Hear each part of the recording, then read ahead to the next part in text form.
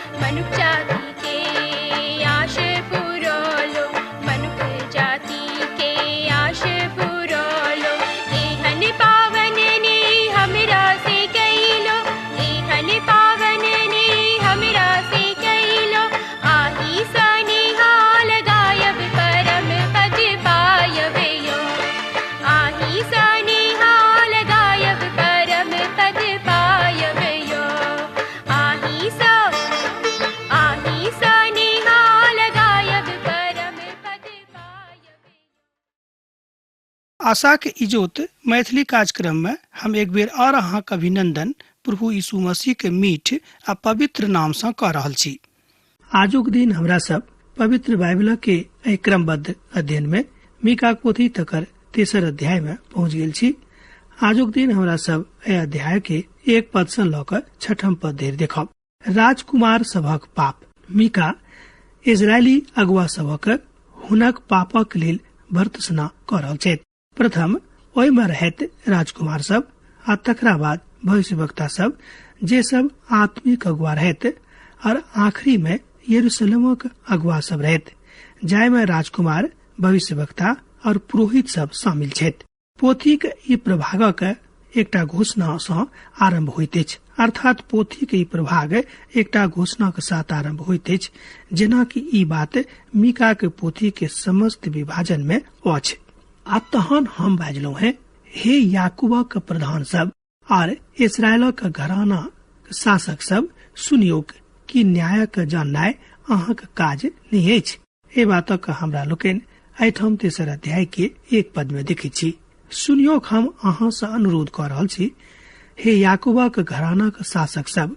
ओ एहिठाम राष्ट्रक अगुआ सब संग गप कर रहल छथि कि अहाँक लेल ई जाननाय नहीं अछि जे अहाँक न्यायक विषय में जानियोक। ई बात हुनक अर्थात हुनक बुझवा वाला छलनि, अर्थात इस्राएली सभक बुझवा वाला रहनि। ओ एहिठाम इस्राएलक शासक सभक संबोधन कर रहल छथि जे सब प्रशासक रहैत, दंडाधिकारी और दोसर आन अधिकारी सब छलाह। आ जहन लोक एकटा अपराधक दोषी पावल जाइत रहैक, ओ लोकक सब न्याय करबाक लेल एहि हाकिमक सभक सम्मुख में आनल जाइत छलनि। अब तो यह बात हुनका सभक जाननाय जरूरी रहे कि न्याय कोन तरह कयल जाय। निश्चय बड़ आवश्यक रहे जे ओ सब न्याय के विषय में जानैत, ठीक अही दर्शनक नवा नियम में अभिव्यक्त कयल गेल अछि। रोमियो पोथी तकर 2 अध्याय तकर 1 पदक जो अहाँ देखबे ते पाएबे कि एहिठाम लिखल गेल अछि, एतद हे दोख लगबा वाला अहाँ केओ कियाक ने रहू, निरंतर अर्थात निरुत्तर छी, कियाक त जाय बात में अहाँ दूसरा के ऊपर दोख लगबे छी, ओहि बाते में स्वयं आ दोखी ठहरे छी, कियाक त जे दोख अहाँ लगाबे छी स्वयं सेहो वह काज करे छी। रोमियो पोथी तकर 2 अध्याय तकर 1 पद में हमरा लोकन ए बातों के देख रहलो है, कियाक त वह बात पहचानक जकाँ नहीं भ सकै छै, मुदा ओ त ओहि तरह के भ सकै छै।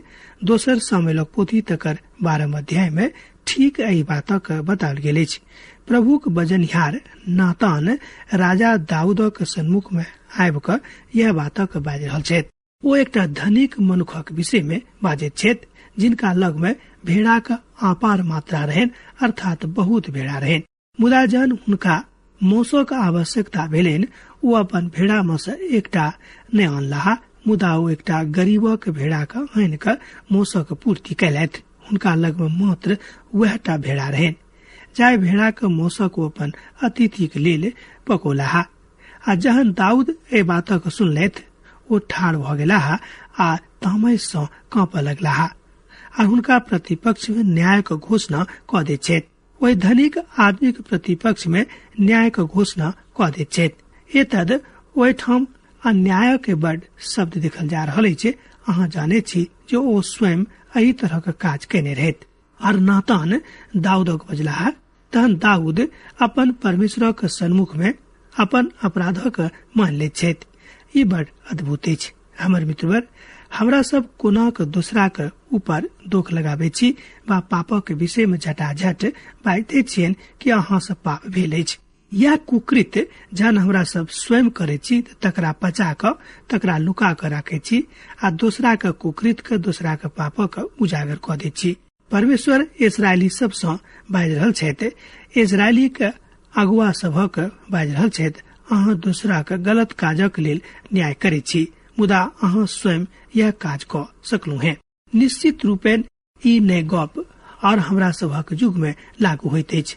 हमारी अपन भावना अछि जे बहुत न्यायाधीश एहिठाम एही तरह के आपराधिक प्रति में जुड़ल रहे छथि, अर्थात आबैत रहे छथि आ एही बातक करैत रहे छथि आ हुनका न्याय करऽ पड़े छै, तहन कोन तरह के न्याय करतैथ।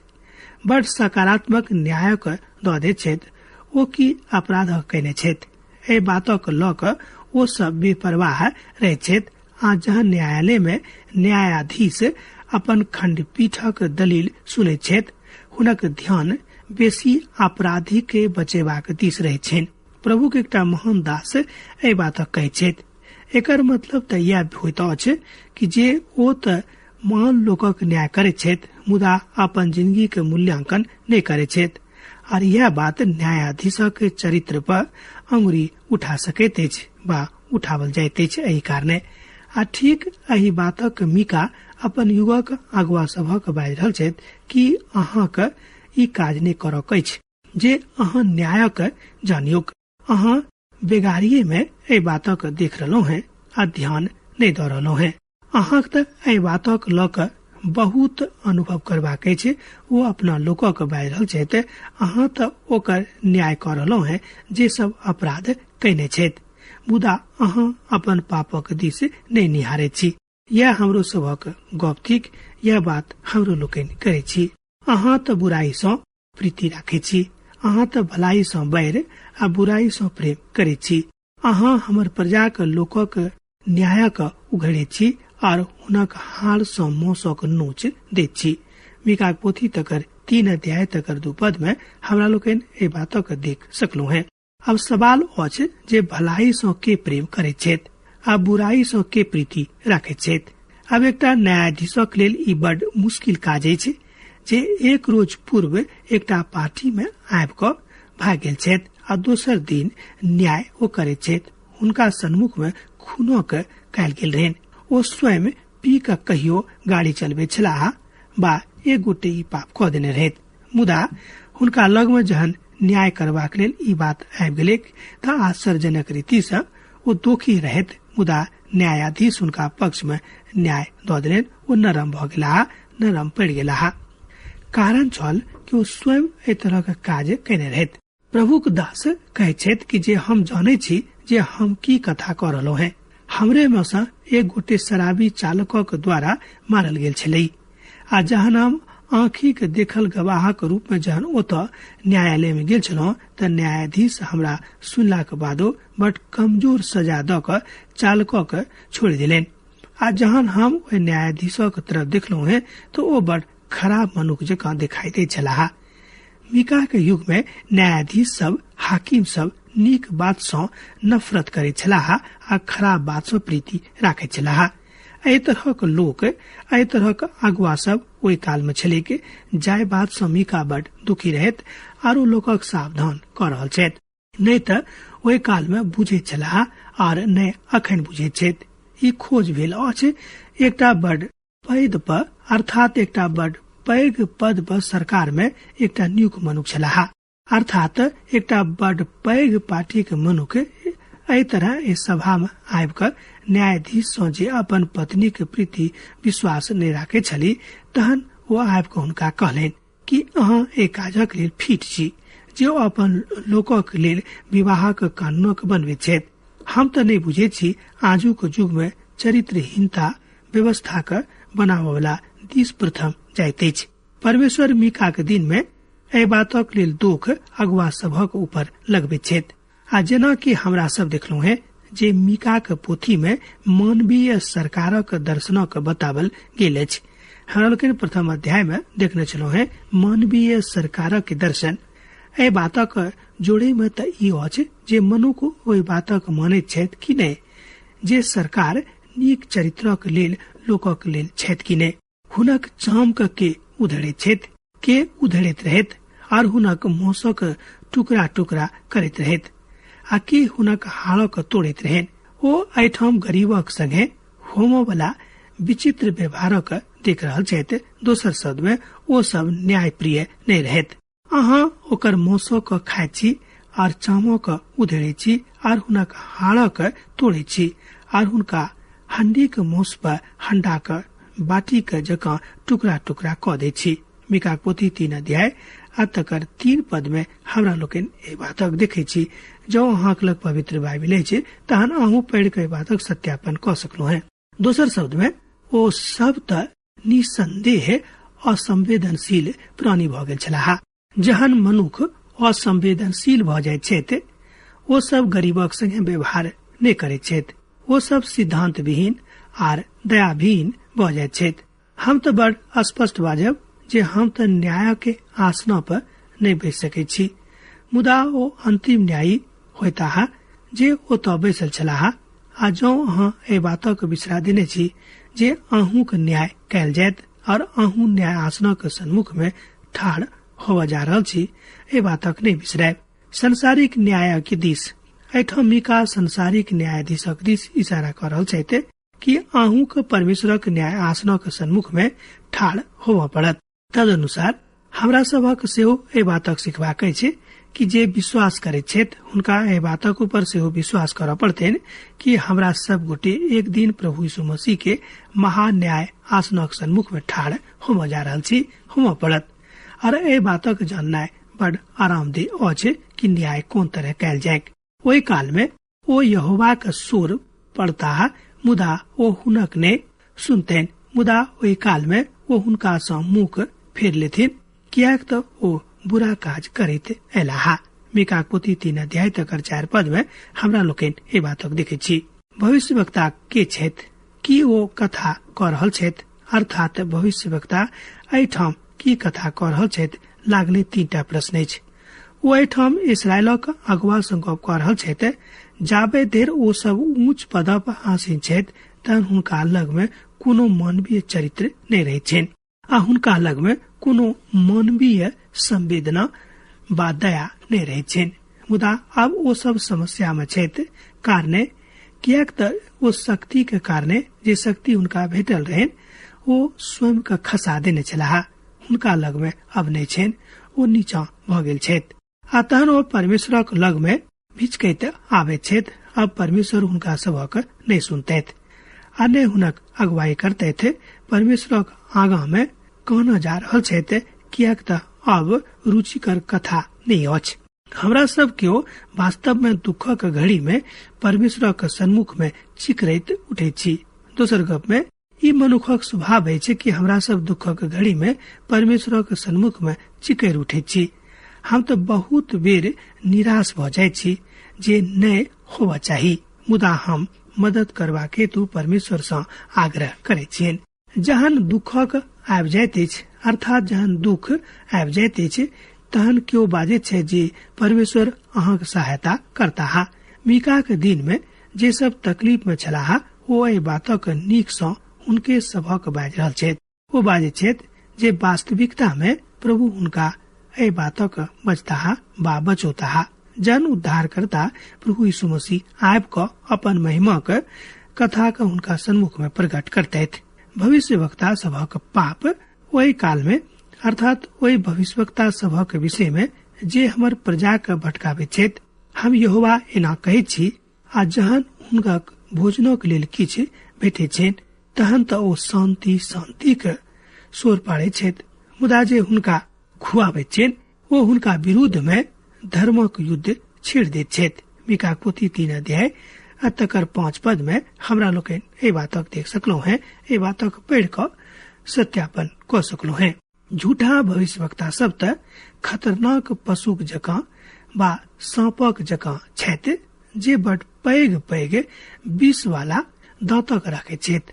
हम तो बाजब जे ओ सब त हिनका सबसँ खराब छलाहा, कियाक तो ओ सब लोकक बकैबाक लेल बड नरम शब्दक प्रयोग करे छलाहा। ई बाजब कि शांति दैत रहे छथि जे ओ शांति आबि रहल अछि। एहि तरहक असंगत प्रयास ओ सब करे छलखिन।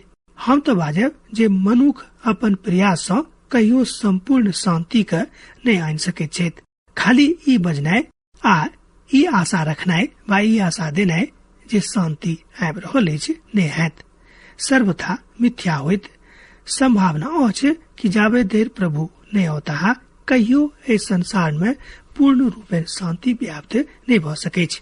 पवित्र पोथी बाइबिल कहते अछि कि संपूर्ण संसार में जाबे देर मनुख शांति के राजकुमार का आह्वान नहीं करता है एहि संसार में वास्तविक शांति के स्थापना नहीं भ सकै छै। पुनः मीका ए बातक स्पष्ट क दैत छथि जे ई धरती परक समस्या नहीं अछि, अर्थात ई वास्तविक समस्या नहीं अछि। ई त हुनका सभक लेल छनि जे वास्तव में शांति नहीं चाहे छथि।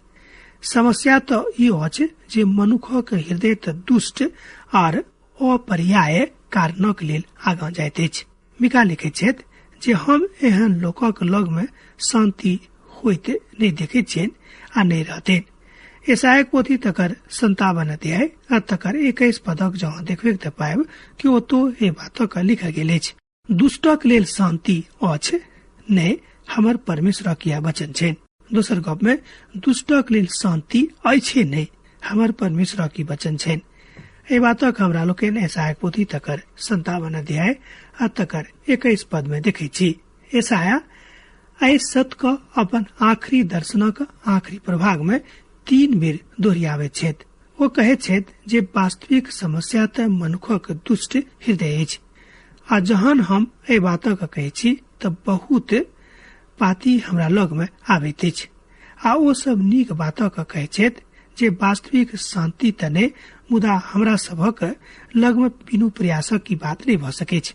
मनुख अपन प्रयास सँ वास्तविक शांति अपन जिंदगी में नहीं आनि सकै छथि। एहि बातक शिक्षा एहिठाम मीका द रहल छथि कि एहिठाम एहि संसार में जतेक बात पसरल अछि आ जतेक लोग प्रयास कर रहल छथि कि शांति आबि जायत वा शांतिक प्रयास भ रहल अछि ओ सर्वथा मिथ्या अछि। हम स्वयं बहुत बेर शांति चाहैत छी, मुदा एहि शांति के अनुभूति नहीं क सकलहुँ हैं वा नहीं करे छी, कियाक त परमेश्वरक शांति जाबे देर नहीं आयत ताबे देर ई बात संभव नहीं थिक।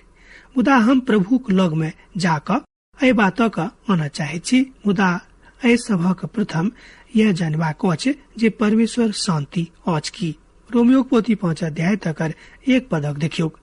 जन हम विश्वास सँ धरती दोसर गप में जन हम विश्वास सँ धर्मी ठहरावल गेल छी तन हमर अपन प्रभु यीशु मसीह के द्वारा परमेश्वर संगे मेल मिलाप अछि।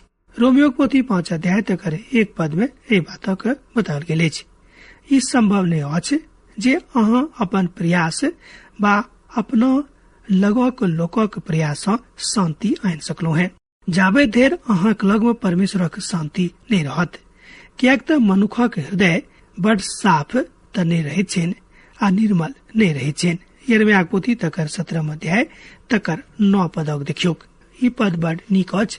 हमरा लोग देख सकै छी मोन त सब बात सँ बढ़ क धोखा देबो वाला होइत अछि, आर एहिमे असाध्य रोग लागल अछि, तकरा के समझा सकैत अछि। यिर्मयाह पोथी तकर 17 अध्याय आ तकर 9 पद में हमरा लोग ए बातक देख सकलो है। अहाँ बा हम ए बातक वास्तविक रूपे नहीं जाने छी जे अहाँ बा हम कते खराब छी। हमरा सब त ए बातक पहिरावा पहिर ले छी कि हमरा सब नीक भ गेलो है, मुदा वास्तविक पहिरावा की पहिरलो है कि प्रभु यीशु मसीह के शांति हमरा सबक जिंदगी में हुनक वचनक द्वारा आयल अछि कि ए बातक विश्लेषण हमरा लोकन करे छी। मनुख जानवरे सँ बेसी खा सकैत अछि। दोसर गप में मनुख त जानवरों सँ बेसी खा सकैत छथि। ई नहि बातक प्रमाणित करैत अछि जे मनुख जानवरों के वंश सँ नहीं छथि। जानवर कहियो पी क अपन लोकक संगे अनेरे के कथा नहीं करे छथि, मुदा मनुख जे हमरा सब कहावे छी, हमरा सब पी क अपने लोकक संगे अनर्थकारी कथा करे छी। मनुख के हृदय में परमेश्वर के शांति रहबाक चाहिए, अन्यथा मनुख कहियो एहि तरह के शांति जे परमेश्वर के छेन अनुभूत नहीं करता है।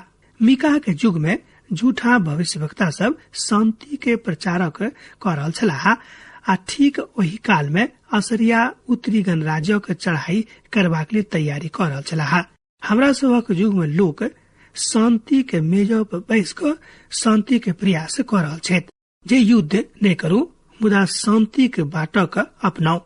एहि के बादो पछला 6000 बरख में एहि रिकॉर्डक हमरा लोग देखे छी जे एकटा ऐतिहासिक रिकॉर्ड अछि कि मनुख लगभग कम से कम 1,06,000 बेर शांति के प्रयास संसार में केने छथि, मुदा अखन धरि ई बात संभव नहीं भेल अछि कि संपूर्ण संसार में, संपूर्ण राष्ट्र में सब ठाम शांति भ जाय। शांति का स्थापना करय वाला प्रभु यीशु मसीह छथि, कियाक त पवित्र शास्त्र बाइबल कहैत अछि कि शांति के वास्तविक राजकुमार हुआ छथिन। हमरा सब गोटे के शांति के राजकुमारक आह्वान करऽ पड़तैक। एक राष्ट्र दोसर राष्ट्र के विरोध में, एक प्रजाति दोसर प्रजाति के विरोध में, एक परिवार आन दोसर परिवारक पक्ष व प्रतिपक्ष में अपन अभिव्यक्ति दऽ रहल अछि। दोसर अभिव्यक्ति के विरोध में हमरा सब किएक करे छी? हमरा सब जाने छी जे ई बात कोनो तरफ लोकक लेल फलदायक नहीं अछि, मुदा हमरा सब ई करैत रही छी कियाक त हमरा सब अर्थात हमरा सबक अंतर में ईश्वरक विरोधक भाव बेसी अछि।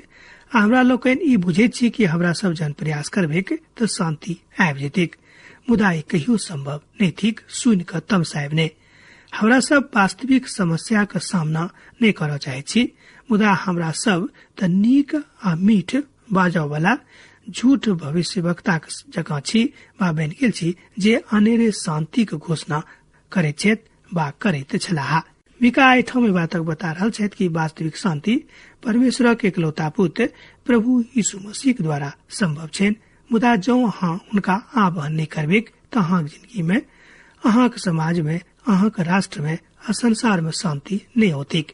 कियाक त ओ यह छोट काज करऽ चाहे छथि। परमेश्वर हुनका सभक ऊपर जे दुख अबैया छलैक तकर घोषणा कऽ दै छथिन।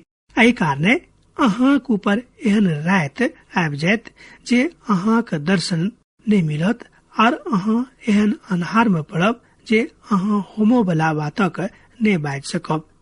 भविष्यवक्ता सभक लेल सूर्यास्त भ जायत और दिन अछैते तकरा ऊपर अन्हार आबि जेतैक। मीका पोथी तकर 3 अध्याय तकर 6 पद में हमरा लोकनि ए बातक देख सकै छी। एहि दुआरे अहाँक ऊपर एहन राति आबि जायत, अहाँक किछ नहीं बुझायत। आ जेना कि अहाँ भविष्यवक्ता के आन पोथी सब में देखलो है जे अन्हार सर्वदा न्याय के विषय में कहित अछि। दोसर गप में यह गप मनुष्य जाति के प्रयास में अछि। हमरा सब देखलो जे हुनके द्वारा शांति का स्थापना भ सकै छै। अब हमरा विदा दियो। दोसर दिन दोसर कार्यक्रम में पुनः अहाँ से भेंट हैत। यीशु के नेह अहाँ के जिंदगी में बनल रहे। आमीन। हमर विश्वास अछि कि ई कार्यक्रम अहाँ के लेल लाभदायक सिद्ध अछि। हम चाहै छी कि अहाँ अपन आशीषों के हमरा संग साझा करू। जँ अहाँ के नजीक बाइबल सँ आ जीवनों सँ संबंधित कोनो प्रकार के प्रश्न भ सकै अछि तऽ अपन समस्या के लेल प्रार्थना करबा के लेल जँ चाहै छी तऽ हमरा फोन नंबर पर जरूर संपर्क कऽ सकै छी। परमेश्वर अहाँ सब के लेल एकटा सुंदर, सुखद, आनंदित दिन प्रदान करैक।